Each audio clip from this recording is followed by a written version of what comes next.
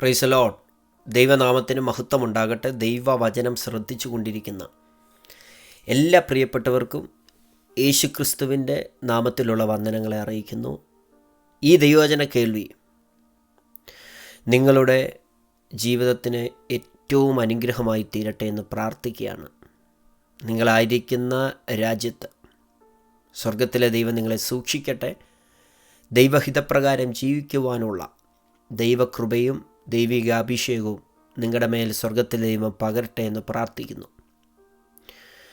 ഇന്നത്തെ ദൈവവചന ചിന്തകൾക്ക് ആധാരമായി സദൃശവാക്യങ്ങളുടെ പുസ്തകം 22-ാം അധ്യായത്തിൻ്റെ 11-ാം വാക്യം വായിക്കുന്നു. ഹൃദയശുദ്ധി ഇഷ്ടപ്പെടുന്നവന് അധരലാവണ്യമുണ്ട്, രാജാവ് അവൻ്റെ സ്നേഹിതൻ. ബൈബിൾ ഉടനീളം നാം പഠിക്കുമ്പോൾ വായിക്കുമ്പോൾ വിശുദ്ധനായ ഒരു ദൈവത്തെയാണ് നാം ആരാധിക്കുന്നത്, പരിശുദ്ധനായ ദൈവം. എന്നാൽ പരിശുദ്ധനായ വിശുദ്ധനായ ദൈവം തൻ്റെ ജനത്തെക്കുറിച്ച് ആഗ്രഹിക്കുന്ന ഒരു കാര്യം, തൻ്റെ നാമത്തെ വിളിക്കുന്ന തന്നെ ആരാധിക്കുന്ന തൻ്റെ ജനം വിശുദ്ധിയിൽ ജീവിക്കണം, ശുദ്ധീകരണത്തിൽ ജീവിക്കണം. പഴയ നിയമത്തിലെ യാഗങ്ങൾ എടുക്കുമ്പോൾ, സമാഗമന കൂടാരത്തിൻ്റെ ഓരോ ഭാഗങ്ങൾ പഠിക്കുമ്പോൾ, ദൈവമനുഷ്യനോട് ഇടപെട്ട രീതി നാം മനസ്സിലാക്കുമ്പോഴെല്ലാം അത് നമുക്ക് തിരിച്ചറിയാൻ കഴിയും. അതാണ് 1 പത്രോസിൻ്റെ ലേഖനത്തിൽ രക്ഷിക്കപ്പെട്ട ദൈവസഭയുടെ, പുതിയ നിയമസഭയുടെ അംഗങ്ങളോട് പത്രോസ് പറയുന്നൊരു കാര്യമുണ്ട്. 1 പത്രോസ് 1-ന്റെ 14, 15, 16 വാക്യങ്ങൾ. പണ്ട് നിങ്ങളുടെ അജ്ഞാന കാലത്തുണ്ടായിരുന്ന മോഹങ്ങളെ മാതൃകയാക്കാതെ നിങ്ങളെ വിളിച്ച വിശുദ്ധന് ഒത്തവണ്ണം അനുസരണമുള്ള മക്കളായി എല്ലാ നടപ്പിലും വിശുദ്ധരാകുവീൻ. ഞാൻ വിശുദ്ധനാകയാൽ നിങ്ങളും വിശുദ്ധരായിരിപ്പീൻ എന്നെഴുതിയിരിക്കുന്നുവല്ലോ. അവിടെ വ്യക്തമായി പറയുന്നു, എല്ലാ നടപ്പിലും വിശുദ്ധരാകണം. ഈ ദൈവവചന കേൾവി നിങ്ങളെ വിശുദ്ധിയിലേക്ക്, ശുദ്ധീകരണത്തിലേക്ക് നയിക്കട്ടെ എന്ന് പ്രാർത്ഥിക്കുന്നു, ആഗ്രഹിക്കുന്നു. ഒരു വ്യക്തിയെങ്കിലും തൻ്റെ പാപത്തെ ഏറ്റുപറഞ്ഞ്, ആത്മീയ ഉഴപ്പിനെ ഏറ്റുപറഞ്ഞ് ശുദ്ധീകരണത്തോടെ ദൈവസനിലേക്ക് മടങ്ങി വന്നാൽ ഏറ്റവും അനുഗ്രഹിക്കപ്പെട്ട അവസ്ഥ അതാണ്. പ്രിയമുള്ളവരെ, ദൈവം നമ്മെ വിളിച്ച ഒരു വിളിയുണ്ട്, ഒരു കോളിംഗ് ഉണ്ട്. ആ കോളിംഗ് അശുദ്ധിക്ക് വേണ്ടി വിളിച്ചതല്ല. ആമേൻ. മാതാവേ, പിതാവേ, സഹോദര, സഹോദരി, ദൈവഭൃത്യ, എന്നെയും നിങ്ങളെയും വിളിച്ചത് അശുദ്ധിക്കല്ല കേട്ടോ. ശുദ്ധീകരണമില്ലാത്ത ഒരു ജീവിതം നയിച്ച് മുൻപോട്ട് പോകാനല്ല ദൈവം നമ്മെ വിളിച്ചത്. അശുദ്ധിയിൽ, പാപത്തിൽ രസിച്ച് മുൻപോട്ട് പോകാനല്ല ദൈവം നമ്മെ വിളിച്ചത്. ദൈവം നമ്മെ വിശുദ്ധിക്ക് വേണ്ടിയാണ് വിളിച്ചത്. 1 തെസ്സലോനിക്ക ലേഖനം 4-ന്റെ 7-8 വാക്യങ്ങൾ വായിക്കുന്നു. ദൈവം നമ്മെ അശുദ്ധിക്കല്ല, വിശുദ്ധീകരണത്തിനത്രേ വിളിച്ചത്. കണ്ടോ? ആകയാൽ തുച്ഛീകരിക്കുന്നവൻ മനുഷ്യനെ അല്ല, തൻ്റെ പരിശുദ്ധാത്മാവിനെ നിങ്ങൾക്ക് തരുന്ന ദൈവത്തെ തന്നെ തുച്ഛീകരിക്കുന്നു. എന്ന് പറഞ്ഞാൽ, വിശുദ്ധിയുടെ ദൂത് കേൾക്കുമ്പോൾ, ശുദ്ധീകരണത്തിൻ്റെ ദൂത് കേൾക്കുമ്പോൾ ആരെങ്കിലും അതിനെ തുച്ഛീകരിച്ചാൽ, അങ്ങനെ തുച്ഛീകരിക്കുന്ന വ്യക്തി ആ ദൂത് പറഞ്ഞ വ്യക്തിയല്ല തുച്ഛീകരിക്കുന്നത്, പരിശുദ്ധാത്മാവിനെ തരുന്ന ദൈവത്തെയാണ്. കാരണം പരിശുദ്ധാത്മാവ് വിശുദ്ധിയുടെ ആത്മാവാണ്, പരിശുദ്ധിയുടെ ആത്മാവ്. നമ്മെ ശുദ്ധീകരണത്തിലേക്ക് നയിക്കുന്നത് പരിശുദ്ധാത്മാവ്. പാപത്തെക്കുറിച്ച്, നീതിയെക്കുറിച്ച്, ന്യായവിധിയെക്കുറിച്ച് ലോകത്തിന് ബോധം വരുത്തുന്നത് പരിശുദ്ധാത്മാവാണ്. നമ്മിൽ പരിശുദ്ധാത്മാവ് ഉള്ളതുകൊണ്ടാണ്, പരിശുദ്ധാത്മാവിൻ്റെ ഇടപെടലുള്ളത് കൊണ്ടാണ് നാം പറയുന്നത് യേശു കർത്താവാണെന്ന്.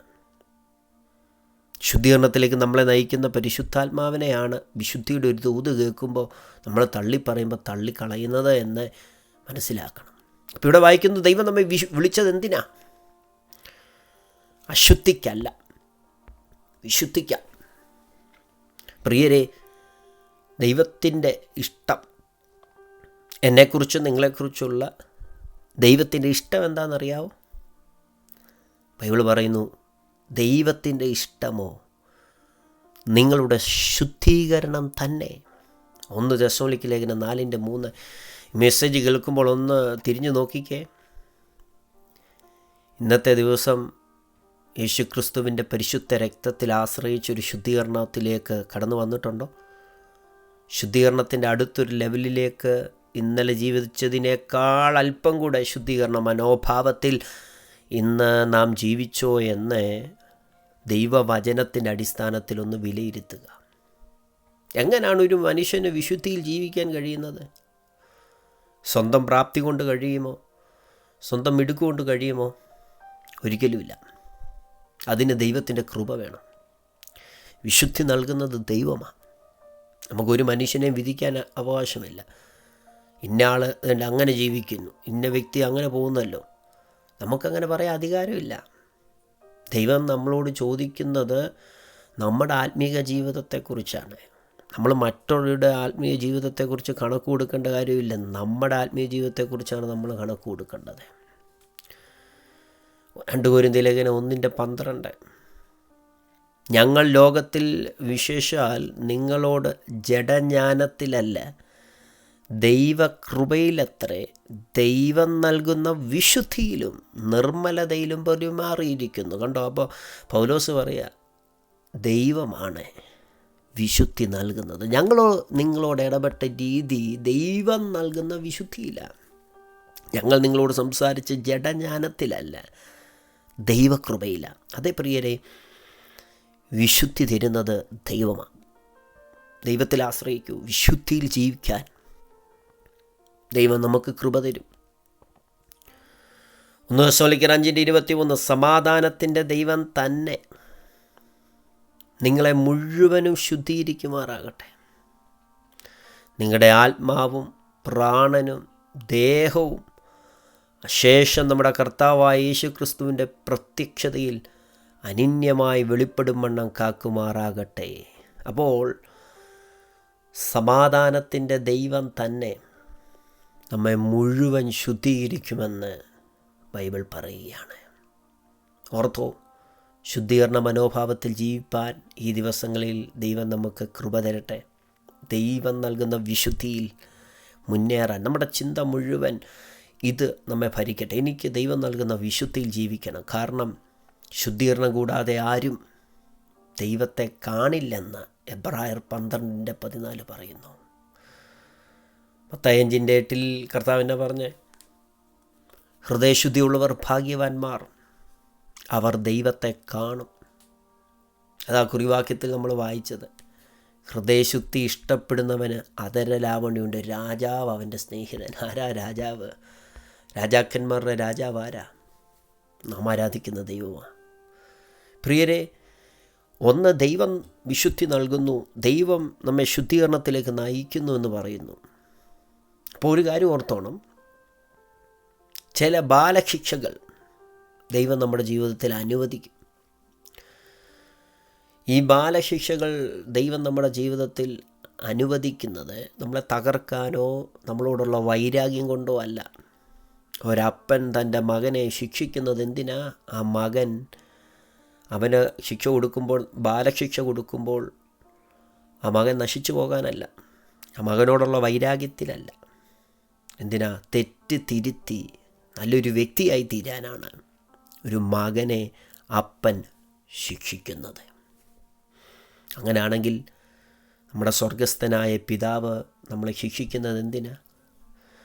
ചില ശിക്ഷകൾ ദൈവത്തിൽ നിന്ന് ഏറ്റുവാങ്ങിയവരോട് പറയാം, ഒരിക്കലും നിങ്ങളുടെ നാശത്തിനല്ല ദൈവം ശിക്ഷിച്ചത് കേട്ടോ, ബാലശിക്ഷ നൽകിയത്. ഒന്ന്, അവിടെ നമ്മുടെ അപ്പനായതുകൊണ്ട് നമ്മെ ശിക്ഷിക്കാൻ ദൈവത്തിന് അധികാരമുണ്ട്. എന്തിനാണ് ശിക്ഷിക്കുന്നതെന്നറിയാമോ?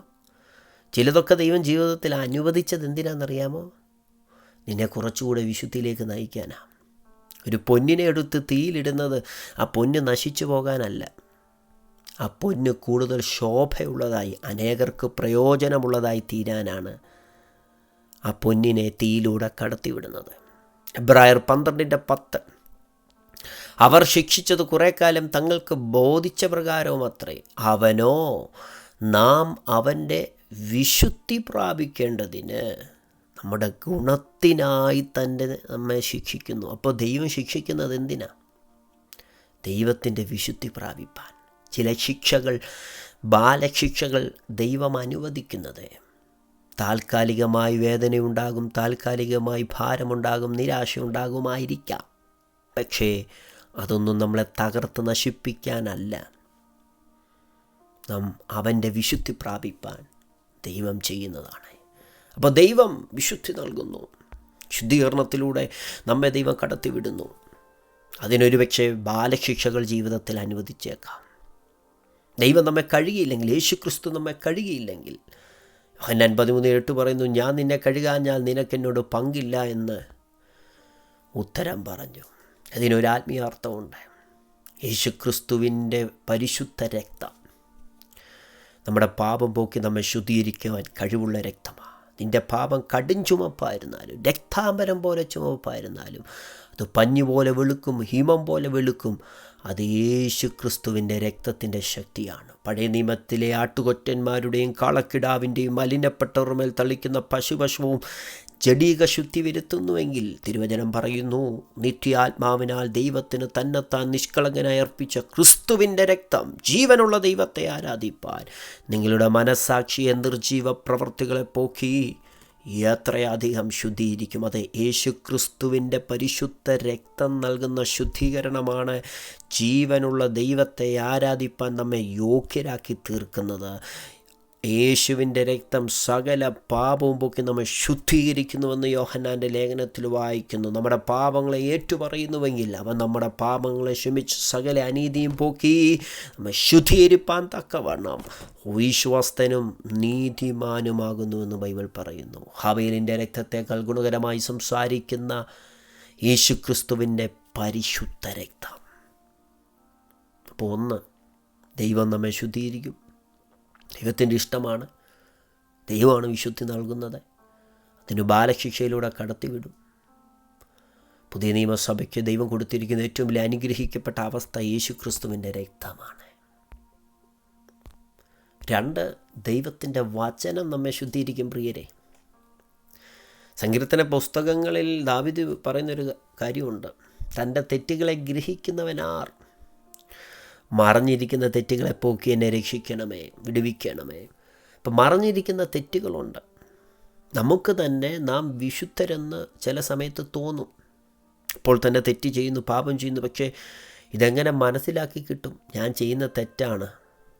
അതിന് ദൈവത്തിൻ്റെ വചനം നമ്മെ സഹായിക്കും. അതിനാണ് എല്ലാ ദിവസവും ദൈവത്തിൻ്റെ വചനം വായിക്കണമെന്ന് പറയുന്നത്. പുതിയ നിയമത്തിലെ ലേഖനങ്ങളിലൂടെ നാം സഞ്ചരിക്കുമ്പോൾ, വിശേഷാൽ ദൈനംദിന ജീവിതത്തിൽ, പ്രാക്ടിക്കൽ ലൈഫിൽ, നമ്മുടെ ജീവിതത്തിൽ വാക്കിൽ, ചിന്തയിൽ, പ്രവൃത്തിയിൽ, ഇടപാടിലുണ്ടായ തെറ്റിനെ തിരുവചനത്തിലൂടെ പരിശുദ്ധാത്മാവ് നമ്മളോട് സംസാരിക്കും. ദൈവത്തിൻ്റെ വചനത്തിന് ജീവനുണ്ട് കേട്ടോ. അത് കേവലം എഴുത്തുകളല്ല, ജീവനുണ്ട്, സംസാരിക്കും നമ്മളോട്.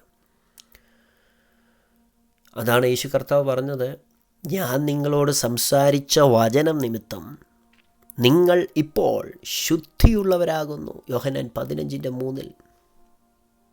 17 വരുമ്പോൾ യേശു പറയുകയാണ്, സത്യത്താൽ അവരെ വിശുദ്ധീകരിക്കണമേ, നിൻ്റെ വചനം സത്യമാകുന്നു. അതല്ലേ സങ്കീർത്തനക്കാരൻ പറഞ്ഞ്, ഞാൻ നിന്നോട് പാപം ചെയ്യാതിരിക്കേണ്ടതിന് നിൻ്റെ വചനത്തെ ഹൃദയത്തിൽ സംഗ്രഹിക്കുന്നു. അതേ പ്രിയമുള്ളവരെ, ദൈവവചനം വായിക്കുക. നമ്മുടെ തെറ്റെന്താണെന്ന് വചനം നമ്മളോട് ഇടപെടും. ദൈവത്തിൻ്റെ വചനം വായിക്കുന്നൊരു വ്യക്തിയോട് ദൈവത്തിൻ്റെ വചനം തൻ്റെ തെറ്റുകളെ മനസ്സിലാക്കി കൊടുക്കും. കാരണം ദൈവത്തിൻ്റെ വചനം ശുദ്ധിയുള്ളതാണ്. നിലത്തുലയിൽ ഉരുക്കി 7 പ്രാവശ്യം ശുദ്ധി ചെയ്ത വെള്ളി പോലെ ശുദ്ധിയുള്ളതാണെന്ന് സങ്കീർത്തനം 12:6 പറയുന്നു. സദൃശവാക്യം 30:5 പറയുന്നു, ദൈവത്തിൻ്റെ സകല വചനവും ശുദ്ധി ചെയ്തതാ, തന്നിൽ ആശ്രയിക്കുന്നവർക്ക് അവൻ പരിചയ തന്നെ. ഈ വചനം കേൾക്കുമ്പോൾ എന്തെങ്കിലും തെറ്റുകളെ പരിശുദ്ധാത്മാ ഹൃദയത്തിൽ ഓർമ്മപ്പെടുത്തുന്നുണ്ടോ? തീർച്ചയായിട്ടും ഒരു ശുദ്ധീകരണ മനോഭാവത്തിലൂടെ കടന്നു പോവുക. എൻ്റെ തെറ്റിന് ദൈവം ക്ഷമിക്കുമോ എന്നുള്ള ചോദ്യമായിരിക്കാം. എന്നാൽ ഒരു കാര്യം ഉറപ്പാണ്, യേശുക്രിസ്തുവിന് ക്ഷമിക്കാൻ കഴിയാത്ത ഒരു തെറ്റിനും താങ്കൾ അടിമയല്ല. യേശുക്രിസ്തുവിൻ്റെ പരിശുദ്ധ രക്തത്തിന് ശുദ്ധീകരിക്കാൻ കഴിയാത്ത ഒരു പാപത്തിനും താങ്കൾ അടിമയല്ല. ശുദ്ധീകരണ മനോഭാവത്തിലൂടെ ജീവിക്കുന്ന വ്യക്തികൾ, ശുദ്ധീകരണത്തിന് വേണ്ടി, വിശുദ്ധിക്ക് വേണ്ടി ആഗ്രഹിക്കുന്ന വ്യക്തികളെ സഹായിക്കുന്നൊരു ദൈവമുണ്ട്. ദാനിയേൽ പ്രവാചന പുസ്തകം 1-ാം അധ്യായം 8-9 വാക്യങ്ങൾ വായിക്കുമ്പോൾ, കൽദയ രാജാവ് കൊടുത്ത വീഞ്ഞും ഭക്ഷണവും കുടിക്കാൻ ഒരു നിയമം അവിടെ നിൽക്കുമ്പോൾ തന്നെത്താൻ അശുദ്ധനാക്കത്തില്ലെന്നുള്ളൊരു തീരുമാനം ദാനിയേൽ ഹൃദയത്തിലെടുക്കുക. നിയമം തനിക്ക് വിരോധമാണ്, സാഹചര്യം വിരോധമാണ്, പക്ഷേ തൻ്റെ ഹൃദയത്തിൽ താനൊരു തീരുമാനമെടുത്തു, ഞാൻ എന്നെ തന്നെ അശുദ്ധനാക്കത്തില്ല. നിയമം വിരോധമായിരിക്കുമ്പോഴും ഷണ്ഡാധിപൻ്റെ മുമ്പിൽ ദൈവം ദയ കാണിച്ചു. ഇടവരുത്തി എന്നാണ് ബൈബിൾ വായിക്കുന്നത്, ഇടവരുത്തി. അതേ പ്രിയരെ, പ്രതികൂലമായ സാഹചര്യത്തിൽ നിങ്ങൾ നിൽക്കുമ്പോൾ ദൈവവചനത്തിന് വേണ്ടി നിൽക്കണമെന്നുള്ള അതിയായൊരാഗ്രഹം, ഒരു തീഷ്ണത നിങ്ങളുടെ അകത്തുണ്ടെങ്കിൽ ആഗ്രഹത്തെ കണ്ട് മാനിക്കുന്നൊരു ദൈവമുണ്ട്. നിങ്ങൾക്കറിയാമോ, നാം മറ്റുള്ള മനുഷ്യരിലേക്ക് നോക്കി നമ്മുടെ ആത്മീയ ജീവിതത്തെയും വിശുദ്ധ ജീവിതത്തെയും താരതമ്യം ചെയ്യുമ്പോൾ ഒരിക്കലും ദൈവം ആഗ്രഹിക്കുന്ന വിശുദ്ധിയുടെ അളവിലേക്ക് നമുക്ക് കടന്നു വരാൻ കഴിയില്ല. നമ്മൾ എപ്പോഴും നോക്കേണ്ടത് വിശ്വാസത്തിൻ്റെ നായകനും പൂർത്തി വരുത്തുന്നവനുമായ യേശുവിങ്കിലേക്കാകണം. എങ്കിൽ മാത്രമേ ദൈവം ആഗ്രഹിക്കുന്ന വിശുദ്ധിയിലേക്ക് നമുക്ക് കടന്നു വരാൻ വഴിയുള്ളൂ. യശയ്യാ പുസ്തകം 6-ാം അധ്യായം നമ്മൾ വായിക്കുമ്പോൾ അവിടെ ദൈവത്തിൻ്റെ വിശുദ്ധി കണ്ട് ദൈവത്തെ മഹത്വപ്പെടുത്തിയ, സ്തുതിച്ച, തൻ്റെ അശുദ്ധി മനസ്സിലാക്കിയ ഒരു പ്രവാചകൻ യശയ്യാവ്. ഉസിയ രാജാവ് മരിച്ച ആണ്ടിൽ കർത്താവ് ഉയർന്നും പൊങ്ങിയുള്ള സിംഹാസനത്തിൽ ഇരിക്കുന്നത് കാണുക. സറാഫുകൾ അവൻ്റെ ചുറ്റും നിന്നുകൊണ്ട്, ഓരോരുത്തൻ 6 ചിറകുണ്ടായിരുന്നു, 2 കൊണ്ട് മുഖം മൂടി, 2 കൊണ്ട് കാല് മൂടി, 2 കൊണ്ട് പറന്ന് ഓരോരുത്തൻ പറയാ, സൈന്യങ്ങളുടെ ദൈവമായ യഹോവ പരിശുദ്ധൻ പരിശുദ്ധൻ, സർവഭൂമി അവൻ്റെ മഹത്വം കൊണ്ട് നിറഞ്ഞിരിക്കുന്നു. ദൈവമഹത്വത്തെ കണ്ടപ്പോൾ, ദൈവ തേജസ്സിനെ കണ്ടപ്പോൾ, ദൈവത്തിൻ്റെ വിശുദ്ധിയുടെ ഒരംശം കണ്ടപ്പോൾ താൻ പറയുക, അയ്യോ ഞാൻ അശുദ്ധ ആദരമുള്ള മനുഷ്യൻ. പ്രിയരെ, ദൈവത്തിൻ്റെ വിശുദ്ധി കാണുമ്പോൾ നമ്മുടെ അശുദ്ധി നമുക്ക് മനസ്സിലാകും.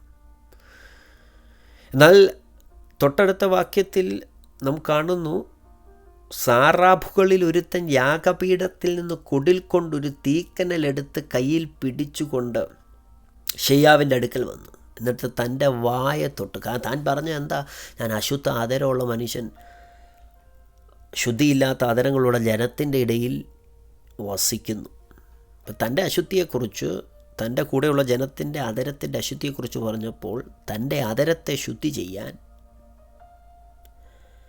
ദൂതനിറങ്ങി വരിക, തൻ്റെ നാവിനെ തൊട്ടു.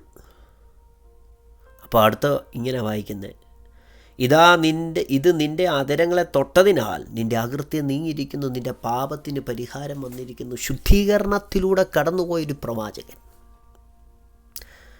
അടുത്ത വാക്യത്തിനകത്ത് ഇങ്ങനെ ഒരു മർമ്മം കിടപ്പുണ്ട് കേട്ടോ. ശുദ്ധീകരണത്തിൻ്റെ അടുത്ത സ്റ്റെപ്പ്, ശുദ്ധീകരണത്തിലൂടെ കടന്നു പോകുന്ന വ്യക്തികൾക്ക് ദൈവം കൊടുക്കുന്ന അനുഗ്രഹത്തിലൊന്ന്, അനന്തരം ഞാൻ ആരെ അയക്കേണ്ടു, ആര് നമുക്ക് വേണ്ടി പോകുമെന്ന് ചോദിക്കുന്ന കർത്താവിൻ്റെ ശബ്ദം കേട്ടെന്ന്.